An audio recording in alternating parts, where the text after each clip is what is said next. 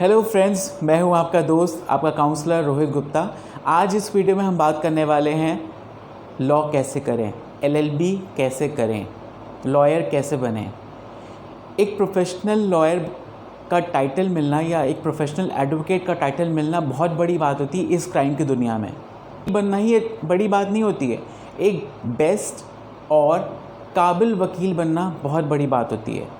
Research और study से पाया गया कि जितने लोग लॉ करते हैं उसमें से 20% लोग ही खुद की प्रैक्टिस कर पाते हैं, बाकी दे लीव दैट पर्टिकुलर फील्ड। तो इस आज वीडियो में हम बात करेंगे लॉ कैसे करें, what are the requirements for doing the law, what are the career options after completing the law. ये सारी चीज़ें हम डिस्कस करेंगे। रिक्वेस्ट है कि इस वीडियो को पूरा एंड तक देखें, बीच में मिस ना करें, क्योंकि आप जब पूरा देखेंगे you will get each and every detail. Miss कर देंगे आप तो आप डिटेल्स मिस कर दोगे आप। बट एक और रिक्वेस्ट है, जो मेरे चैनल को फर्स्ट टाइम देख रहे हैं, just subscribe my channel and hit the bell icon. अगर फ्यूचर में कुछ अपलोड करूँ वीडियोज़ करियर से रिलेटेड, मोटिवेशन से रिलेटेड, एजुकेशन से रिलेटेड या लाइफ स्किल से रिलेटेड, तो आपको नोटिफाई हो जाएंगे।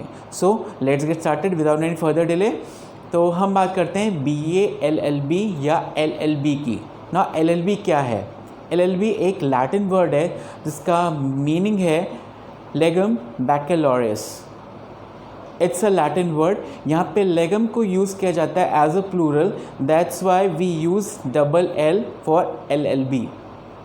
इंडिया में हम इंग्लिश में उसको कहते हैं बैचलर्स ऑफ लॉ। लॉ में इंटरेस्ट है या इंडियन लॉ में आपका बहुत ज़्यादा इंटरेस्ट है, आप करना चाहते हैं, then you should go for the law field. अब हम आते हैं इसकी क्वालिफ़िकेशन पे। ना क्वालिफ़िकेशन में अगर आपको BA LLB करना है तो आपको 12th पास होना पड़ेगा। 12th पास होने के लिए you need to have 50% of marks अगर आपको BA LLB करना है आफ्टर 12th। अगर आपको ग्रेजुएशन या पोस्ट ग्रेजुएशन के बाद करना है लॉ, दैट इज़ LLB, तो उसमें you have to score 45% marks in graduation. That is qualification आपकी होनी चाहिए, दैट कितने मार्क्स। तो हमने देखा कि क्वालिफ़िकेशन हमने देख ली कि 12th की बात करने, 12th में कितने परसेंटेज लाने पड़ेंगे BA LLB करने के लिए। LLB करने के लिए हमें कितने परसेंटेज लाने पड़ेंगे ग्रेजुएशन में। अब बात करते हैं हम एज लिमिट की। ना एज लिमिट अगर हम बात करें तो BA LLB स्टूडेंट्स की एज लिमिट होनी चाहिए 22 ईयर्स। LLB स्टूडेंट्स की एज लिमिट होनी चाहिए 35 ईयर्स। अब ये चेंज भी हो सकती है depending on the meetings held by BCI, वो चेंज हो सकती है। अच्छा, कुछ इंस्टीट्यूट्स, लॉ कॉलेजेस ऐसे होते हैं जो एग्ज़ाम्स कंडक्ट कराते हैं। एग्ज़ाम्स है, उनका जो नाम है एग्ज़ाम का, that is CLAT, CLAT, law admission test. ये CLAT एग्ज़ाम होता है जो कुछ लॉ कॉलेजेस कंडक्ट कराते हैं। आपको उसमें क्वालिफाई होना पड़ता है, उतने स्कोर लेके आने पड़ते हैं आपको। अब CLAT में अपीयर करने के लिए भी आपकी एज लिमिट होती है, जिसमें जनरल कैंडिडेट्स की एज लिमिट होती है 20 एंड SC स्टूडेंट्स की एज लिमिट होती है 22 ईयर्स। CLAT अगर आपको करना है तो CLAT करने के लिए उसका फॉर्म ऑनलाइन भरा फिल होता है और उसके एग्ज़ाम्स भी ऑनलाइन ही होते हैं। अब हम बात करते हैं कि एडवोकेट कैसे बनते हैं। यहाँ पे 4 लेवल्स होते हैं एडवोकेट बनने के लिए। पहला है हमारा कि you have to qualify the 12th exam. आप किसी भी स्ट्रीम के हो, you can do the law. But अगर आपके पास आर्ट्स एज अ सब्जेक्ट है then it is more beneficial for you, क्योंकि सब्जेक्ट सारे वही आते हैं, मोस्टली वही आते हैं। Second is entrance exam for all the law colleges. Now entrance exam means जो CLAT एग्ज़ाम है, जो मैंने भी आपको बताया, CLAT common law admission test, वो आपको अपीयर करना पड़ेगा अपने फेवरेबल लॉ कॉलेज में एडमिशन लेने के लिए।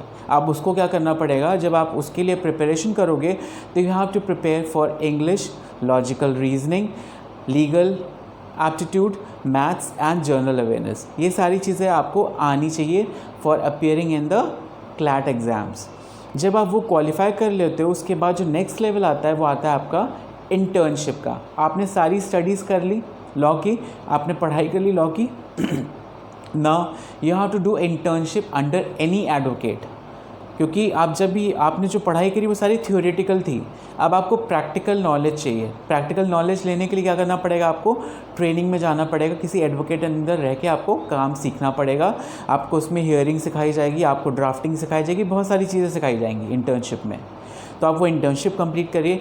इंटर्नशिप कंप्लीट करने के बाद आपका 4th लेवल आता है that you have to enrol yourself in any state bar council. किसी भी स्टेट में जाके आप किसी भी बार काउंसिल में जाके आप अपने आप को रजिस्टर करा सकते हैं। जब आप रजिस्टर करा लेंगे, एनरोल करा लेंगे अपने आप को, उसके बाद you are eligible to give all India bar examination. ये कौन कंडक्ट कराता है, ये BCI कंडक्ट कराती है। आप जब इसको क्वालिफाई कर लेते हो तो आप एक एडवोकेट बन जाते हो और अपनी प्रैक्टिस आप इंडिया के किसी भी स्टेट में रह के स्टार्ट कर सकते हो प्रैक्टिस। आप एडवोकेट बन जाते हो। एडवोकेट बनने के बाद आप चाहें तो जज भी बन सकते हैं, आप LLM कर लेंगे तो आप लेक्चरर बन सकते हैं, आप क्रिमिनल लॉयर बन सकते हैं, आप सुप्रीम कोर्ट के जज बन सकते हैं एंड सिविल लॉयर भी बन सकते हैं। तो ये सारे ऑप्शन और बहुत सारे ऑप्शंस हैं जो आप कर सकते हैं। उसके बाद अब मैं आपको बताऊंगा कि कौन किस किस कैटेगरीज़ के लॉयर होते हैं, उनका काम क्या होता है जो आप कर सकते हैं उसके बाद, लॉयर बनने के बाद, एडवोकेट बनने के बाद।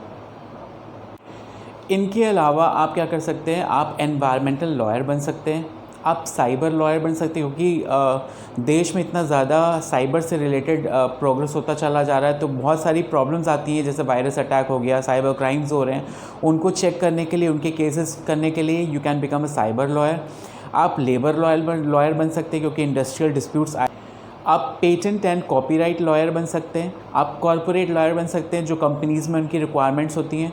आप इंटरनेशनल लॉयर बन सकते हैं, सो दैट एक हेल्दी रिलेशन मेंटेन रहें आपसी देशों के बीच में। तो ये सारे ऑप्शंस हैं जो आप कर सकते हैं एडवोकेट बनने के बाद। अगर आपको ये वीडियो अच्छा लगा हो, पहले तो लाइक बटन दबाइएगा, क्योंकि आप लोग लाइक बटन नहीं दबाते हो, वीडियो तो देख लेते हो लेकिन लाइक बटन नहीं दबाते हो। शेयर करिए वीडियो को अपने फ्रेंड्स के साथ जो लॉ करना चाहते हैं। सब्सक्राइब करिए मेरे चैनल को, as well as bell icon को हिट करना ना भूलिए, क्योंकि आगे आने वाले जो वीडियोस होंगे वो भी मेरे करियर से रिलेटेड, मोटिवेशन, एजुकेशन और काउंसलिंग से रिलेटेड होंगे, तो वो आपको नोटिफिकेशन मिल जाएगा। Till then, good bye, have a nice day.